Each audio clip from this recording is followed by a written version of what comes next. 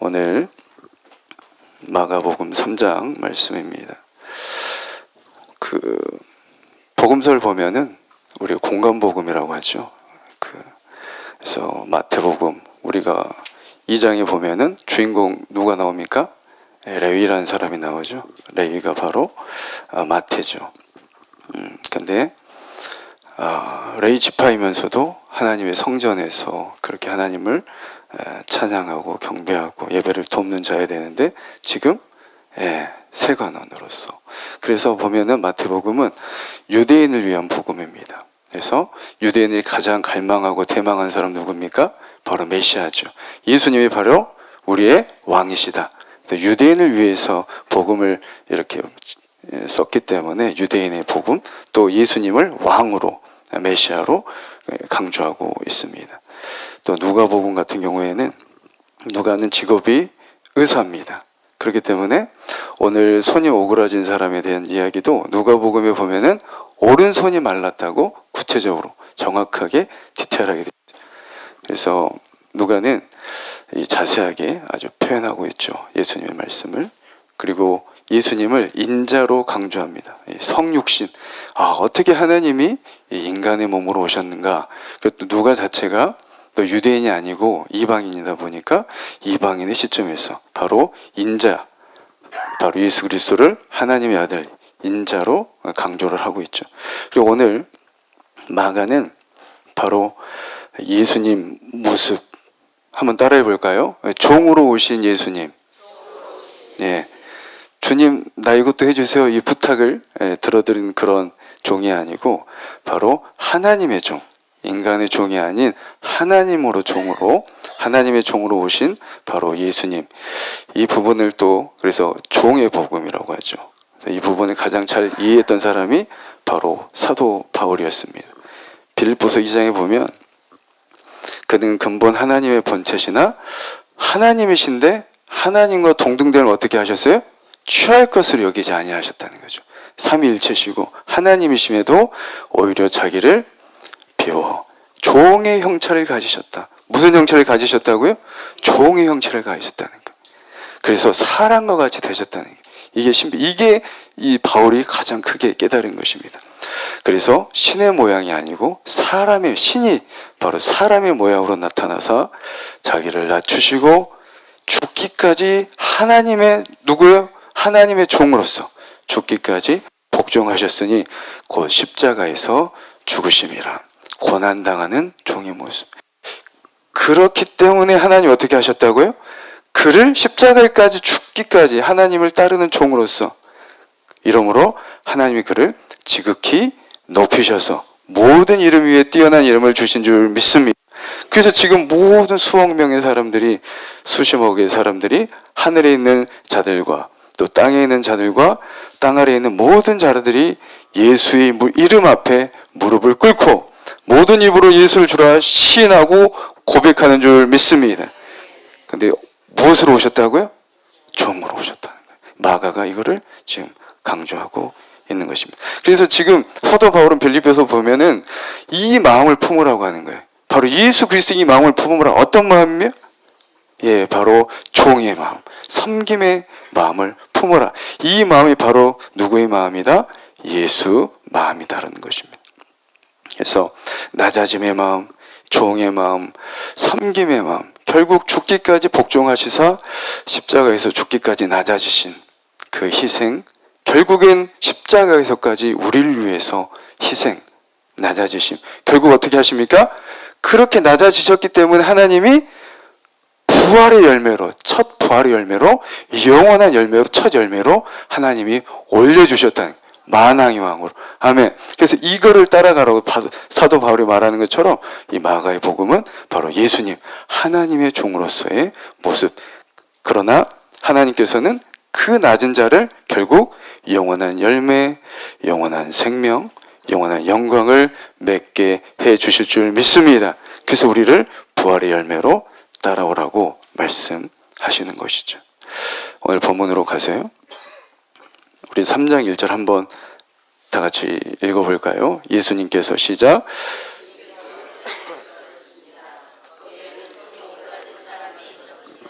아멘.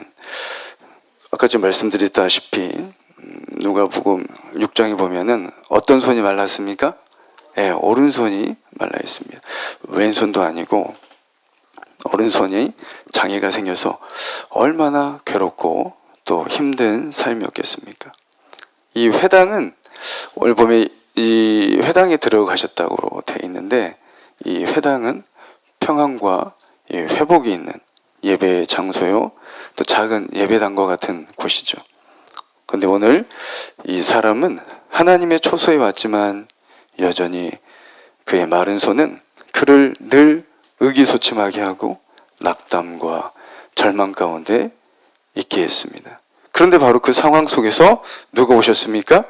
예수님께서 회당으로 들어오신 것입니다. 우리 2절 읽도록 하겠습니다. 시작.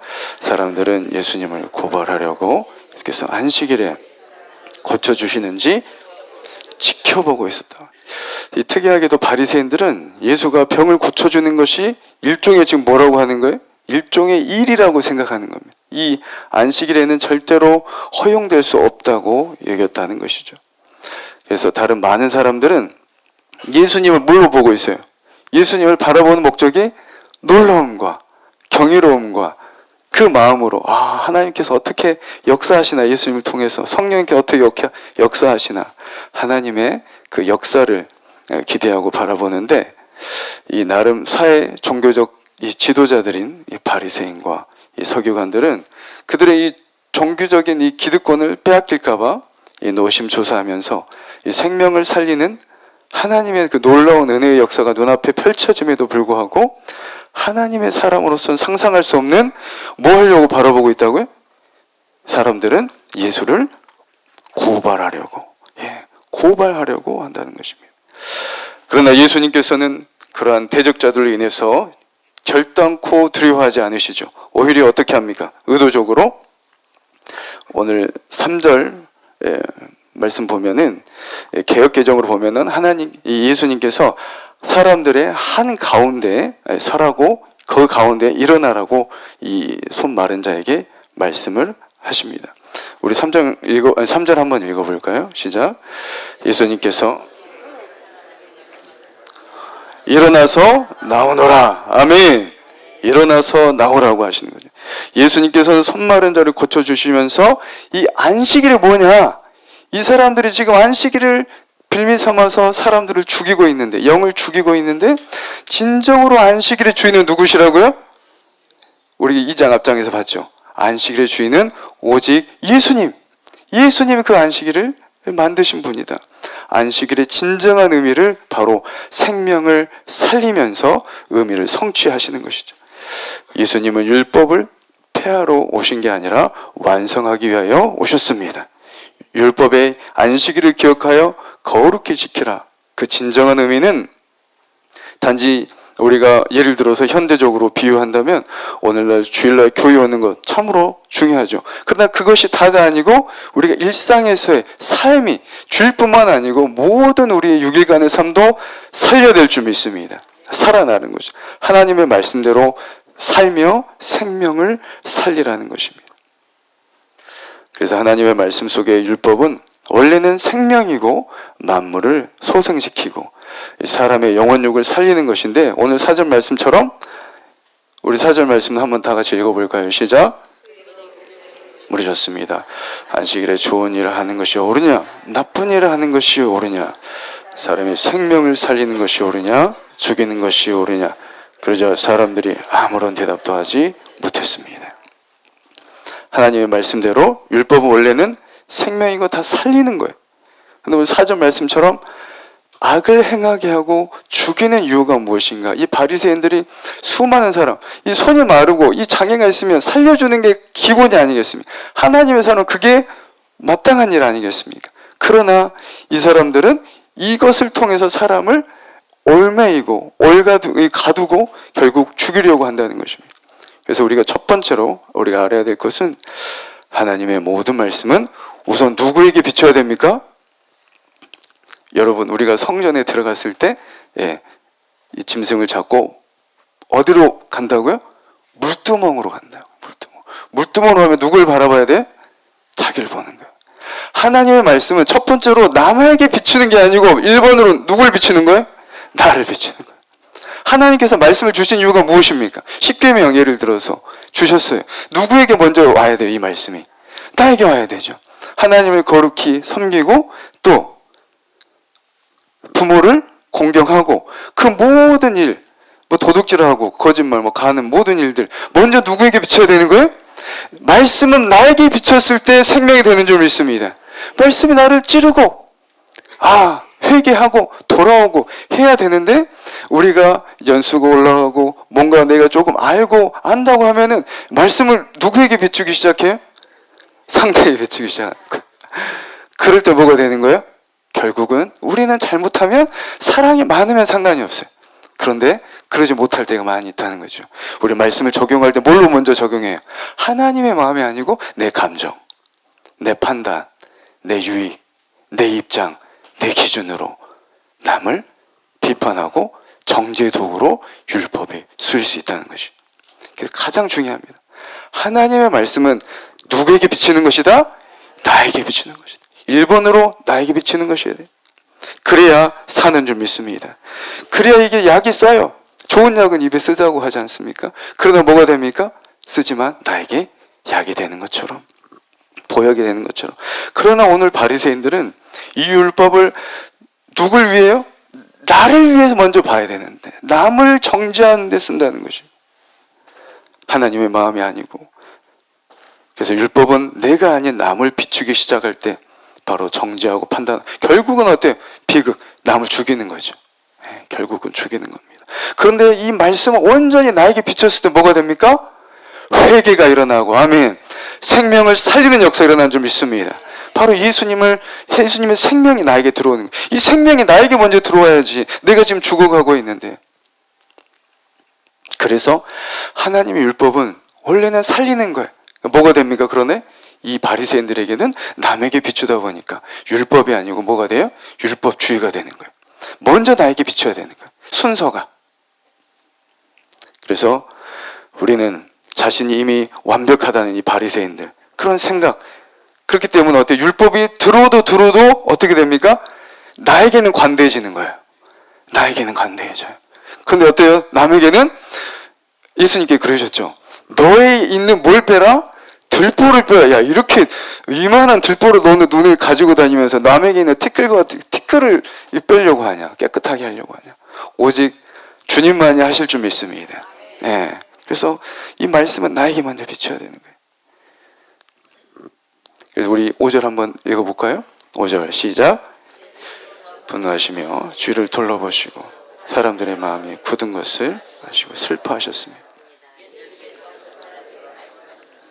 아멘. 그 사람이 손을 내밀자 그 손이 나았습니다. 아멘.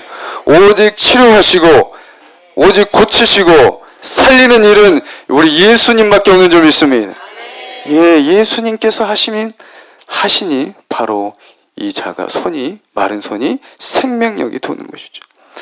그런데 예수님께서 그 사람들에게 말씀하시죠. 다시 그 매서운 눈초리로 그들을 바라보면서 이렇게 말하는 거예요. 내 손을 펴서 내밀자 그 손이 나왔어. 그래서 예수님께서 뭐라고 하십니까? 우리 4절 보면은 안식일에 좋은 일을 하는 것이 옳으냐, 나쁜 일을 하는 것이 옳으냐.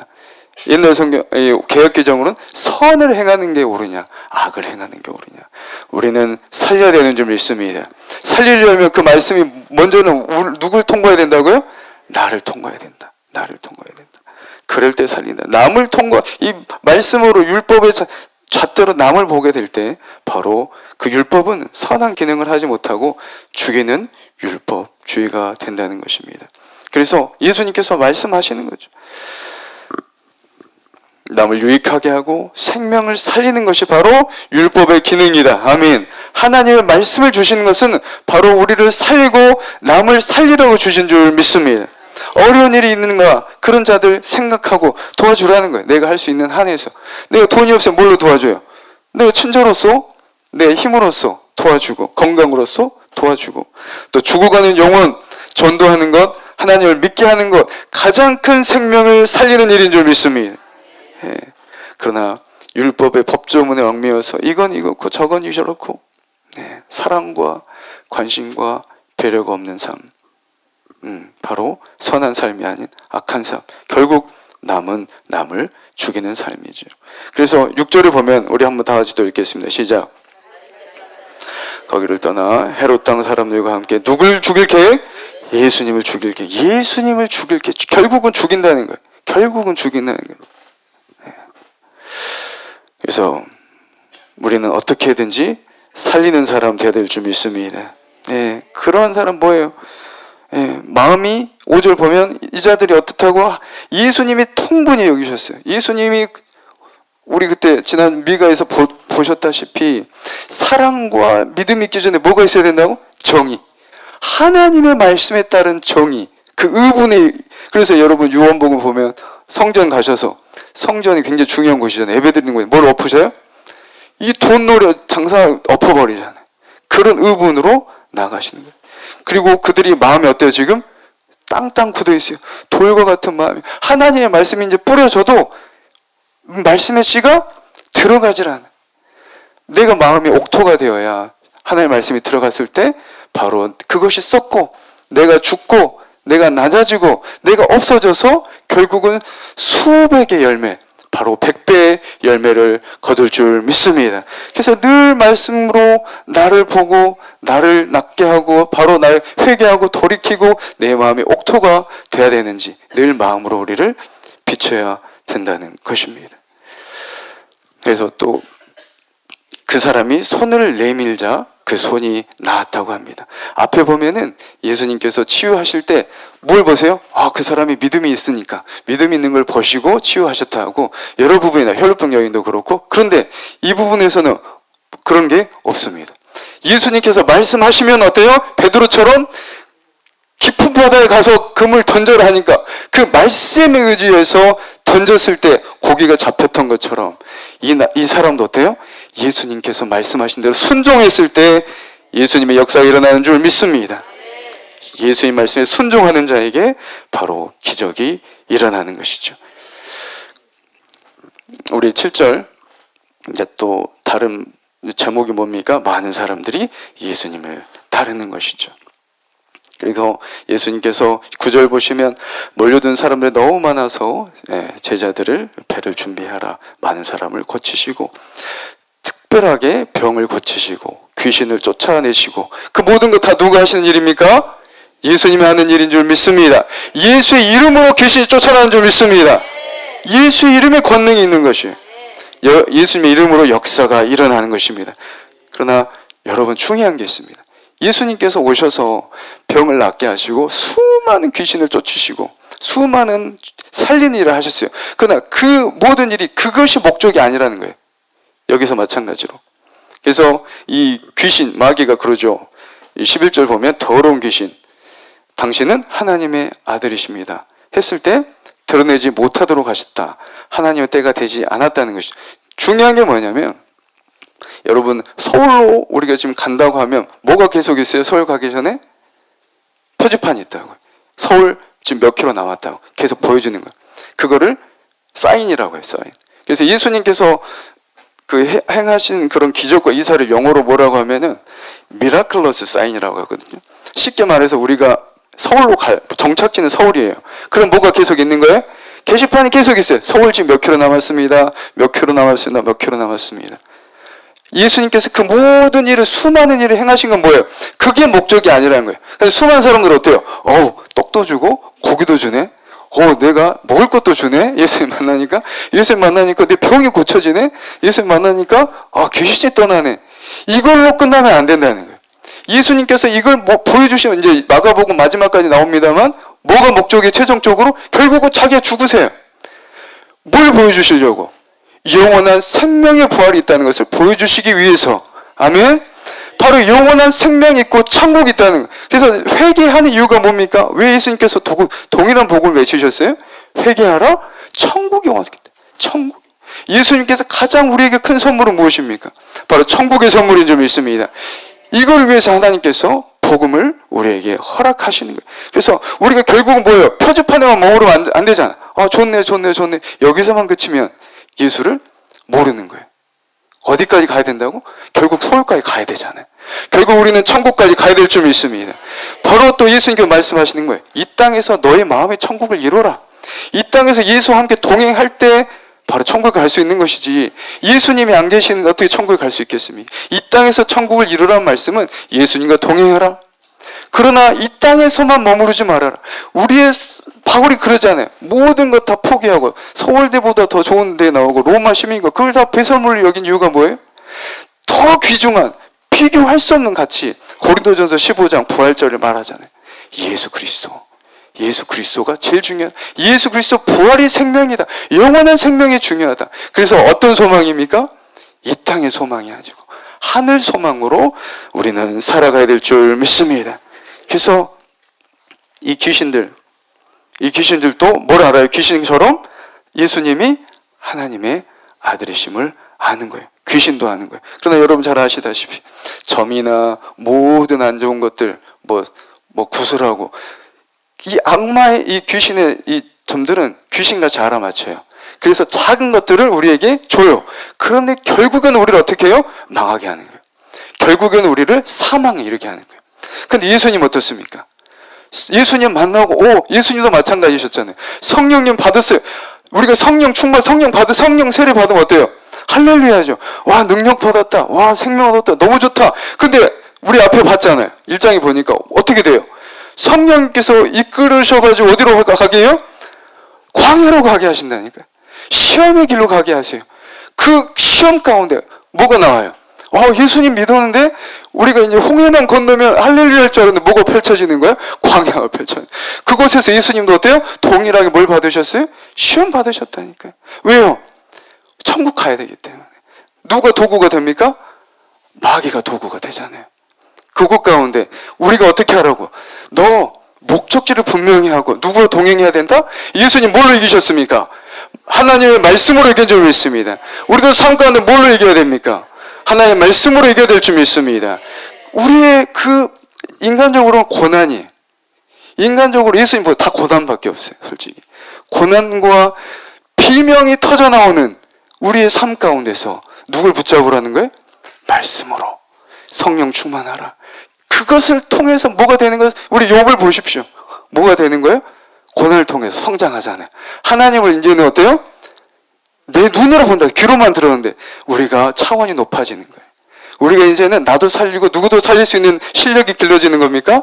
남을 살릴 수 있는, 열매를 맺을 수 있는 사람으로서 하나님께서 우리를 장성해 가게 하신다는 것입니다. 그래서 우리가 온전히 성령님의 그 사역, 온전히 하나님의 아들이신 예수님, 오늘 말씀처럼 늘 말씀이 나에게 비춰져서 나에게 생명 양식이 되어서 늘 하나님의 기쁨이 되고 또 많은 열매를 맺는, 또 우리 모두가 예수님 다음으로 순서가 있는 부활의 생명, 영원한 생명의 열매를 거두시는 또 우리의 삶이 되는 저 여러분 되기를 주님의 이름으로 축복합니다. 우리 기도하겠습니다.